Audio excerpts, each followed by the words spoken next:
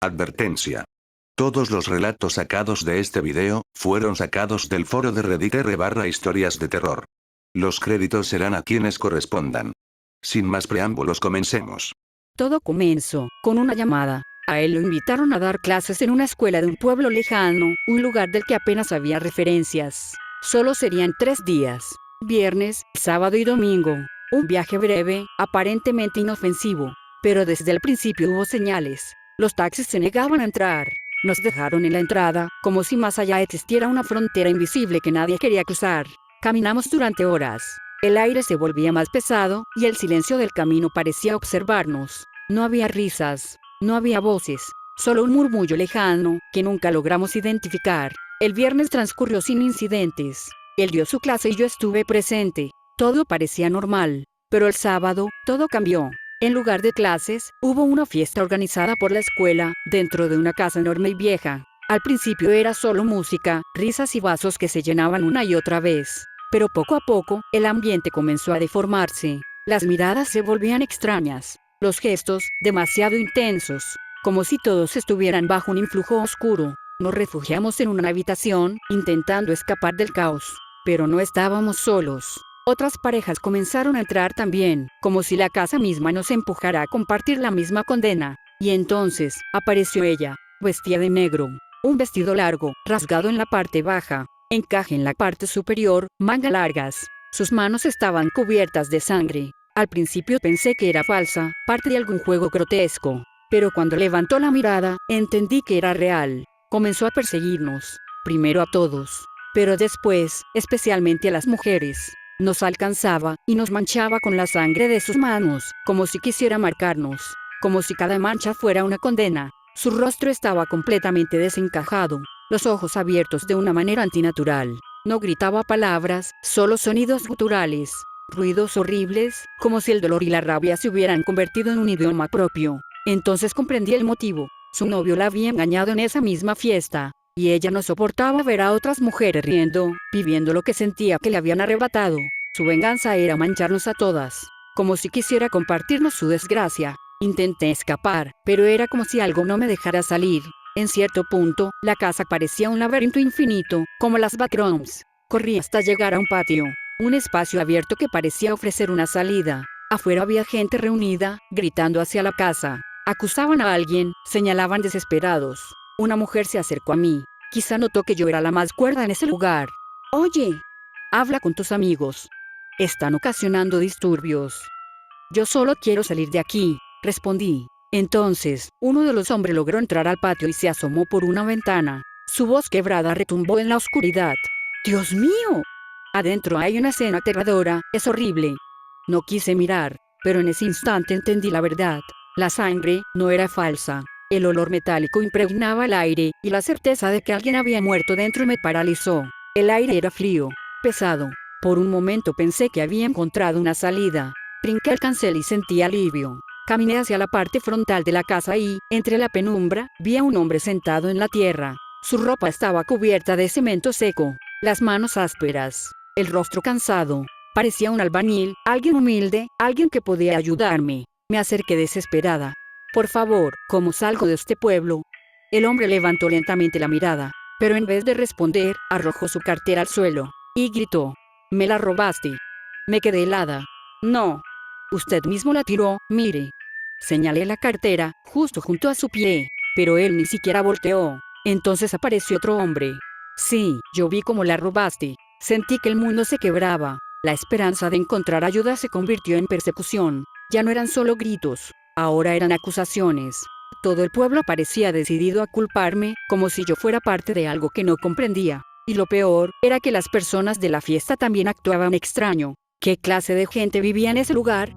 Corrimos sin detenernos. La tierra húmeda golpeaba nuestros pies y el bosque parecía interminable. El aire era tan espeso, que respirar dolía. Después de media hora vimos luces entre los árboles. Al principio pensé que era un campamento, pero no. Eran antorchas. Decenas, quizás cientos. La luz temblaba sobre cuerpos desnudos. Otros estaban pintados con símbolos extraños, líneas rojas y negras que parecían cicatrices rituales. El olor a humo y sudor impregnaba el ambiente. Y un canto grave, repetitivo, vibraba en el pecho como un tambor invisible.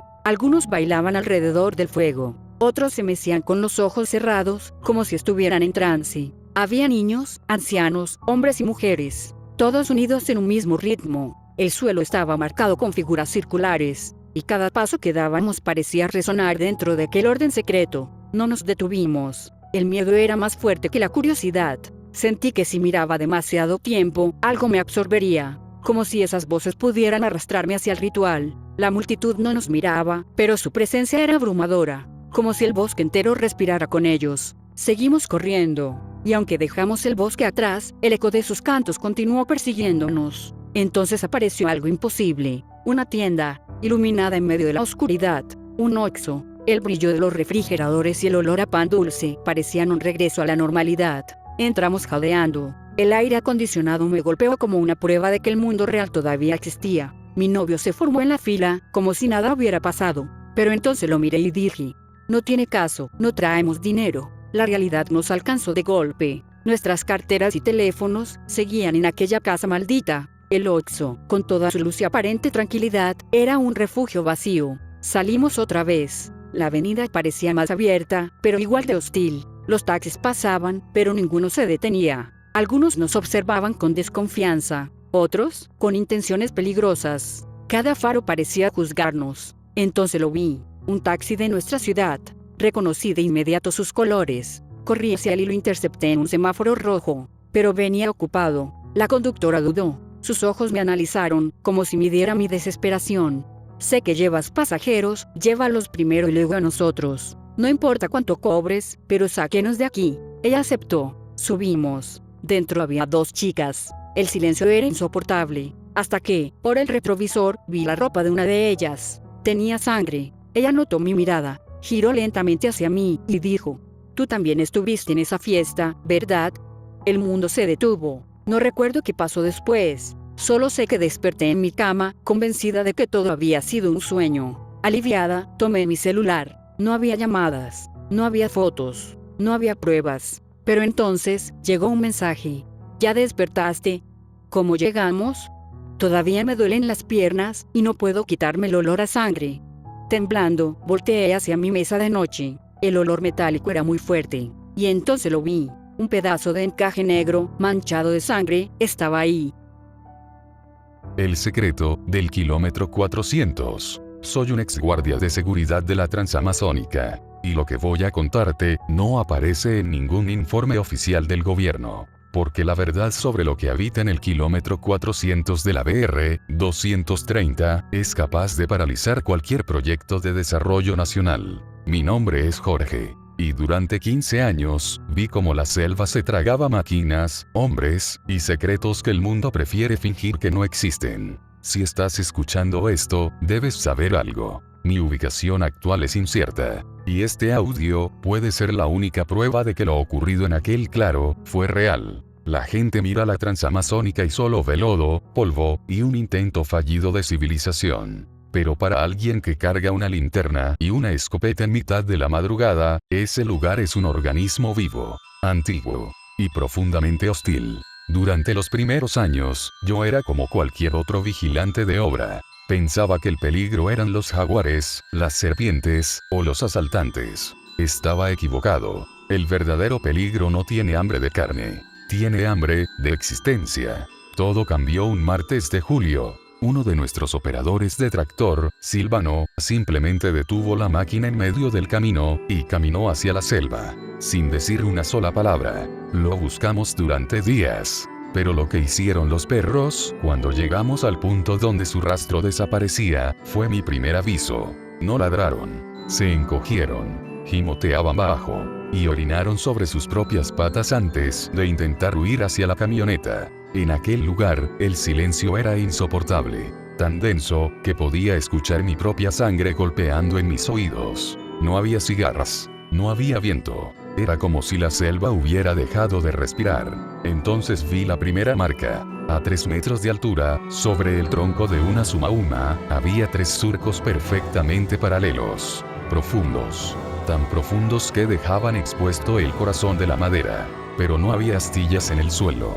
Era como si algo hubiera evaporado la madera con una cuchilla ardiente.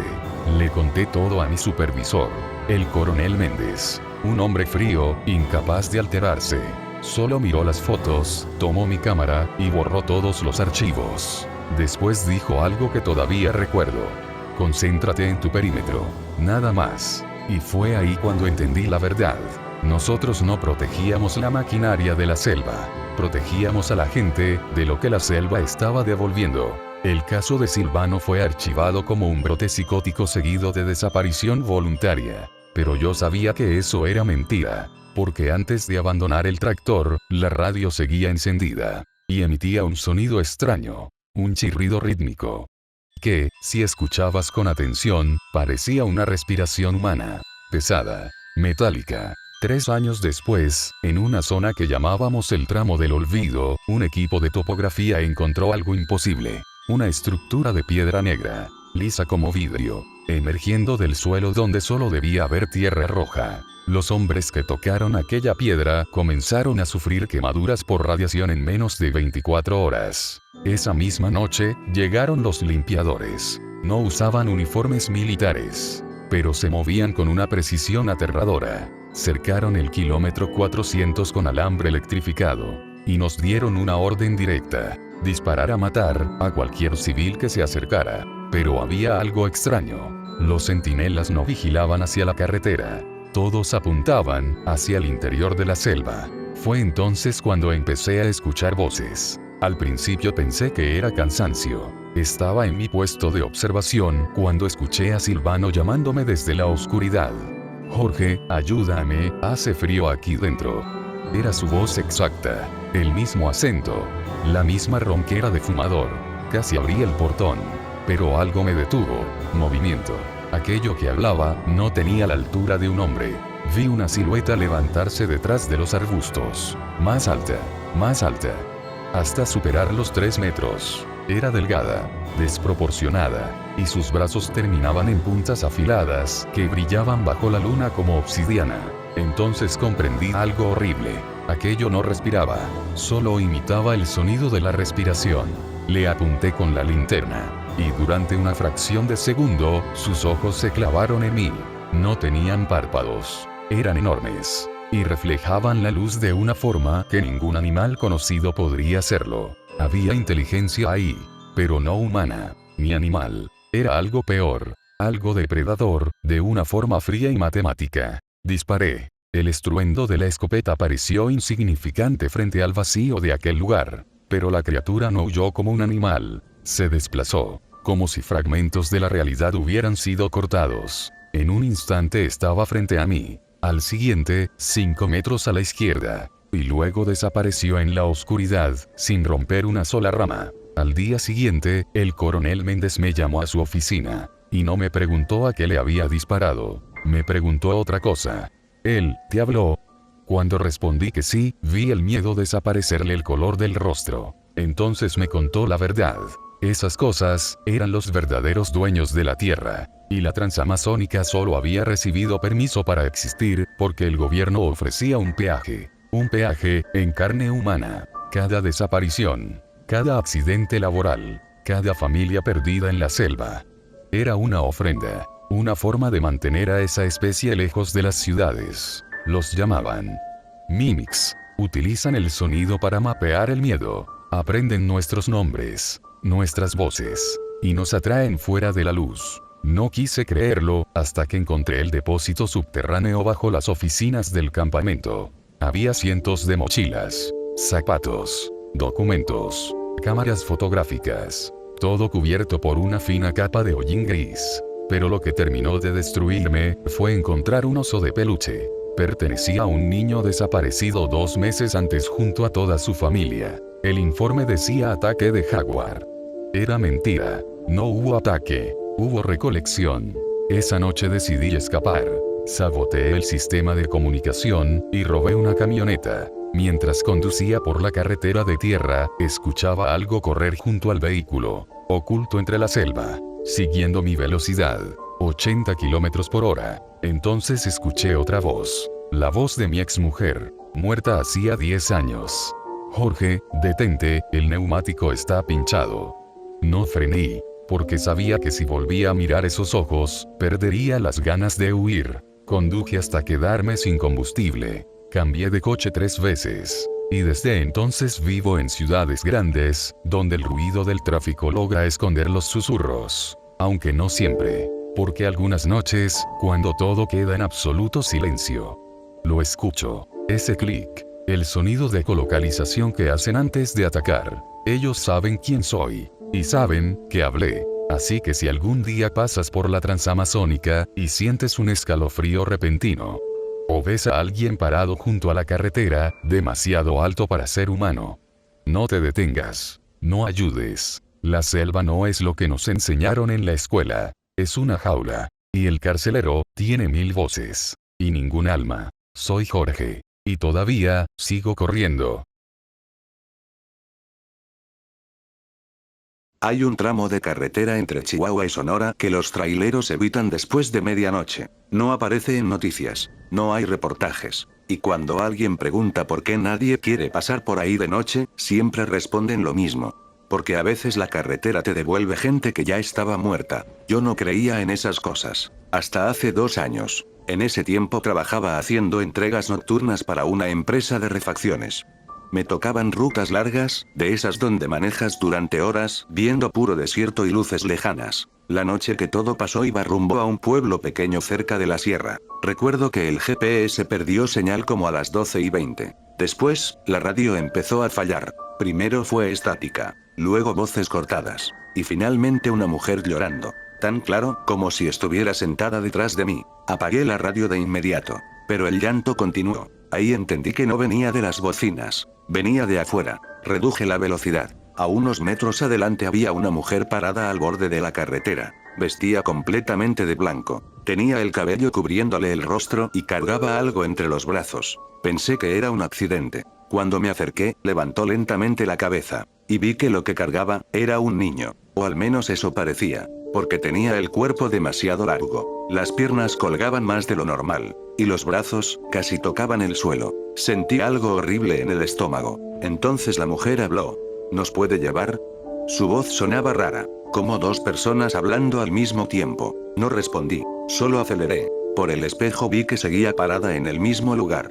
Pero el niño ya no estaba en sus brazos. Esa noche comenzó a llover. Y en medio del desierto, eso no es normal. Las gotas golpeaban tan fuerte el parabrisas que apenas podía ver el camino. Fue entonces cuando miré algo sentado del lado del copiloto. No sé en qué momento apareció ahí. Era el niño, empapado, torcido, con las piernas dobladas de una forma imposible. No tenía ojos, solo huecos negros. Y aún así, sentía que me estaba mirando. Quise abrir la puerta y aventarme del carro. Pero el seguro empezó a botarse solo. Tac, tac, tac. Como si alguien intentara entrar desde afuera. El niño comenzó a reírse. Nunca había escuchado algo así. No sonaba humano. Sonaba húmedo. Como si tuviera agua dentro de los pulmones. Pisé el acelerador hasta el fondo. El motor empezó a calentarse. Y entonces apareció el túnel. Yo había pasado por esa carretera muchas veces. Ahí no había ningún túnel. Pero esa noche sí. Oscuro. Larguísimo. Sin luces.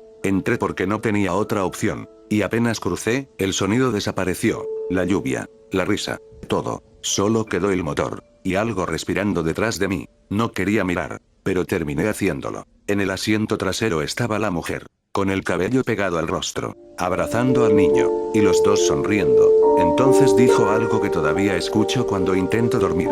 Ya casi llegamos. El túnel parecía no terminar nunca. Miré el reloj. Marcaba las 2:17. 5 minutos después volví a mirar. Seguían siendo las 2:17. Mi celular no tenía señal. Y el combustible comenzó a bajar rapidísimo. La desesperación me hizo cometer el peor error de mi vida.